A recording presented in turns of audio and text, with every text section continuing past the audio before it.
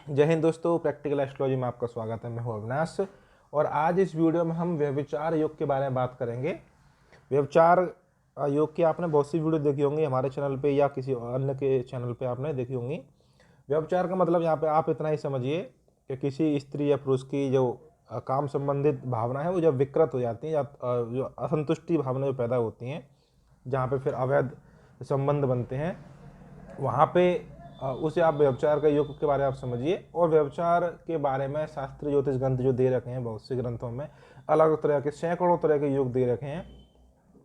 उनमें जो वास्तव में जो रिजल्ट जिनका मिलता है, जो वास्तव में व्यक्ति के जीवन में परेशानी खड़ी करते हैं, और उन योगों के बारे में एक दो योग हैं। जैसे एक मदन गोपाल योग होता है, उसके बारे में आपको बताऊंगा। और जब आपके नवांश कुंडली में शुक्र मंगल का आपस में जब संबंध बनता है तो किस तरह से वो परेशानी खड़ी करता है। एक यहाँ पे एक उदाहरण कुंडली है, एक उदाहरण कुंडली के माध्यम से बताऊंगा।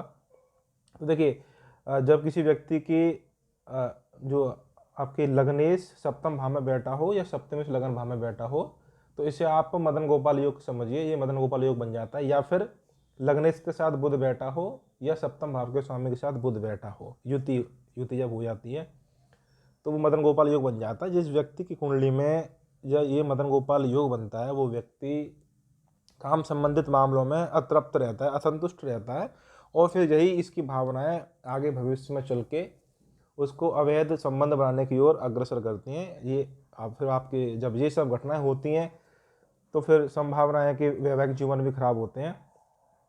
दूसरा योग होता है आपका जब शुक्र मंगल युति के बारे में आप सब जानते हैं, लगन में बने। लेकिन जी इसका शुक्र मंगल युति का जब नवांश में जब संबंध बनता है विशेष, वहाँ पे बहुत ज़्यादा परेशानी खड़ी करता है।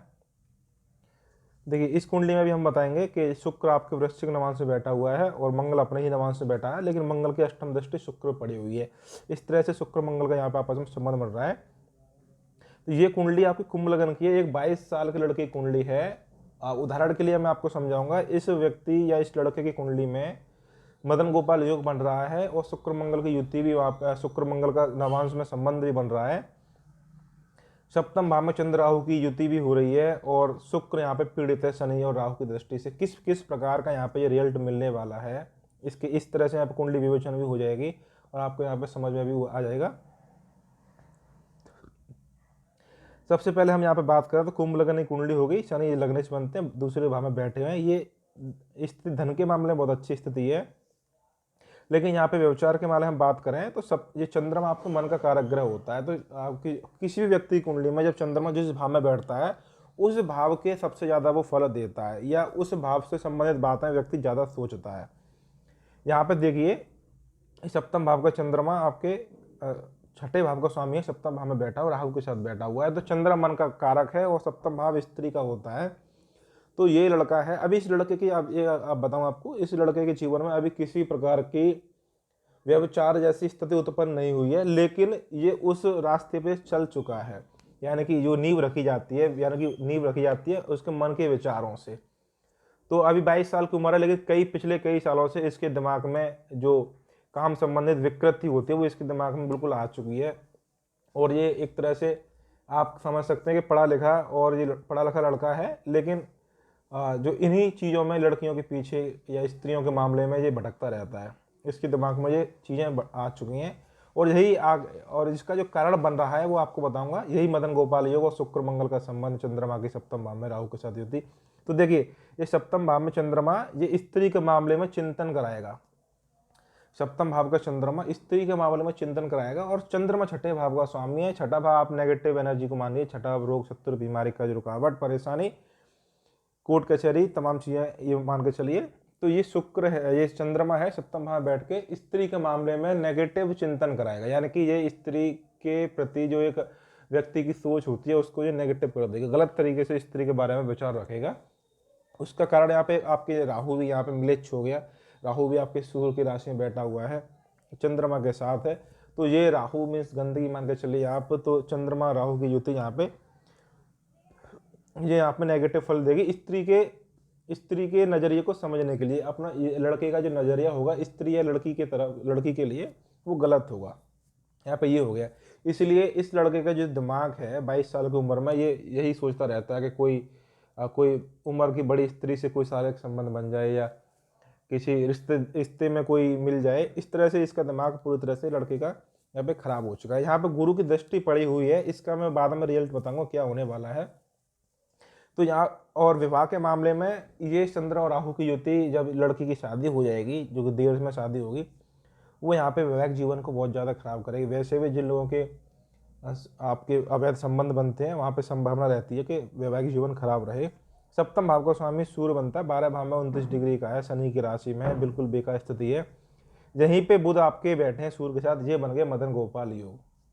अब समझिए यहाँ पे कि सप्तम भाव के स्वामी के साथ बैठा है बुध, सप्तम भाव को स्वामी सूर्य, उसके साथ बुध बैठा, ये बन गया मदन गोपाल योग। दूसरी स्थिति मदन गोपाल तब बनता है जब लग्नेश के साथ बुध बैठ जाए। और तीसरी स्थिति ये हो जाती है कि आपके लग्नेश सप्तम में बैठे और सप्तमेश लग्न में बैठे। तो यहाँ पे ये क्या बन रहा है, सप्तम भाव के स्वामी के साथ बुध बन रहा है। सप्तम भाव के स्वामी के साथ जो सूर्य बंदे सप्तम भाव के स्वामी, उनके साथ बुध बैठा हुआ 12 भाव में। 12 भाव वैसे भी आपके सही सुख का होता है, और अवैध प्रेम संबंधों के मामले में 12 भाव की भूमिका सबसे ज़्यादा होती है। और यहाँ बुध पंचम भाव का स्वामी है, अष्टम भाव का स्वामी है। पंचम भाव प्रेम संबंधों का होता है, अष्टम भाव भी शारीरिक अंगों का होता है, 12 भाव सही सुख का होता है सप्तम भाव के स्वामी के साथ। ये जो युति बन रही है बुध और सूर्य की मदन गोपाल योग के साथ साथ, पंचम सप्तम का सप्तम अष्टम की युति है, ये इंगित करती है कि व्यक्ति के भविष्य में कई प्रकार से अवैध संबंध रहने वाले हैं। जो व्यक्ति अभी इसके जो विचार मन में चल रहे हैं, वो हकीकत का रूप धारण कर लेंगे इन युतियों की वजह से। लेकिन यहाँ पे दूसरी बात ये भी रहेगी कि लड़के का जो वैवाहिक जीवन रहेगा वो एकदम खराब रहेगा, क्योंकि वो आपका सूर्य बहुत कमजोर है, और इस ऐसी स्थिति बनने पर वैवाहिक जीवन खराब ही रहता है। यहाँ पे शुक्र की बात करें, क्योंकि जब भी कभी व्यभिचार की बात आती है तो वहाँ पे शुक्र का पीड़ित होना अनिवार्य है, शुक्र वहाँ पीड़ित होता ही है। यहाँ पे शुक्र पे आपके शनि की दृष्टि पड़ी है, राहु की दृष्टि पड़ी है, 2 पापी ग्रहों की दृष्टि आपके शुक्र पड़ी हुई है, शुक्र यहाँ पीड़ित हो जाता है। तो ये भी यहाँ पे रिजल्ट मिल गया। यहाँ पे आप अभी वर्तमान में शुक्र की मानसा चल रही है, जो कि नवंबर 2021 तक चलेगी। शुक्र आपके चौथे भाव और नवम भाव का स्वामी है। नवम भाव के स्वामी होने के कारण ये व्यक्ति अभी तक जो व्यभिचार का दलदल है उसमें अभी फंसा नहीं है, लेकिन अभी इसकी सोच वहाँ पर जम चुकी है, नींव रख चुकी है, मकान बनने वाला है, मान के चलिए। नमाज कुंडली हम बात करें तो नमाज कुंडली में शुक्र और मंगल का संबंध बना हुआ। शुक्र आपके मंगल के नमाज में बैठे हुए हैं और मंगल की उस पर दृष्टि पड़ी हुई है। तो ये जब कभी किसी भी व्यक्ति कुंडली में लड़की हो या लड़का हो, उसमें शुक्र और मंगल का संबंध बने, यानी कि शुक्र मंगल के नवांश में बैठा हो, मंगल शुक्र के नवांश में बैठा हो, या शुक्र मंगल एक साथ बैठे हों, या शुक्र मंगल आपस में एक दूसरे को देख रहे हों, किसी भी प्रकार का संबंध बनने पर यह व्यक्ति की काम ऊर्जा को अनियंत्रित कर देता है और ये अवैध संबंध बनाने के लिए अग्रसर कर देता है, और ऐसी ऊर्जा देता है, ऐसा मन में स्थिति बना देता है कि ये संबंध कभी खत्म ही नहीं होते, व्यक्ति का पूरा जीवन निकल जाता है, चाहे फिर वो दशाएं किसी भी ग्रह की चल रही हों। इस तरह के यहाँ पर रिजल्ट मिलते हैं। ये शुक्र मंगल की स्थिति है और ये बहुत बार आजमाई हुई है, अपना सेल्फ का अनुभव है। ये यहाँ पे हो गया। देखिए अब यहाँ पे गुरु की दृष्टि की बात करें तो गुरु की दृष्टि में यहाँ पे अमृत होता है, ये बात सत्य है। लेकिन जब किसी व्यक्ति कुंडली में मदन गोपाल योग या शुक्र मंगल का संबंध बन जाए, या और भी कई प्रकार के व्यभिचार योग होते हैं, जैसे चंद्र राहु का योग है सप्तम भाव में, ये भी एक तरह से व्यभिचार का ही योग है, क्योंकि चंद्रमा आपके छठे भाव का स्वामी अशुभ है। यहाँ पे गुरु की जो दृष्टि है सप्तम भाव पे, उसका ये प्रभाव रहेगा कि व्यक्ति की सामाजिक निंदा नहीं होगी, क्योंकि गुरु लगन में बैठे हुए हैं, लगन को फिर ये बल देंगे, दूसरे भाव के स्वामी हैं, 11 भाव के स्वामी हैं, इसलिए लगन को बल देंगे। इसका मतलब ये समझ के चलिए कि व्यक्ति की सामाजिक निंदा, सामाजिक बदनामी नहीं होगी, और जो व्यक्ति के अंदर के जो आपके दोष हैं, कमियां हैं, जो काम विकृति के दोष हैं, वो व्यक्ति के छुपे रहेंगे।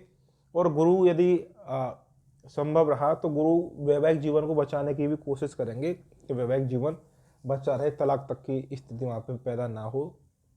तो ये गुरु का यहाँ पे मुख्य प्रभाव रहता है। तो किसी व्यक्ति कुंडली में जब व्यभिचार का योग बन रहे हों, उस पर गुरु की दृष्टि या युति का प्रभाव आ जाए, तो आप इसका इतना ही मतलब समझिए कि वो दोष व्यक्ति के सार्वजनिक रूप से उसको निंदा नहीं होगी, वो छुपे रहेंगे, लेकिन उनका जो युति बन रही है व्यभिचार के योगों की, उसका रिजल्ट उसको जरूर मिलेगा। तो यहाँ पे यही स्थिति बन रही है।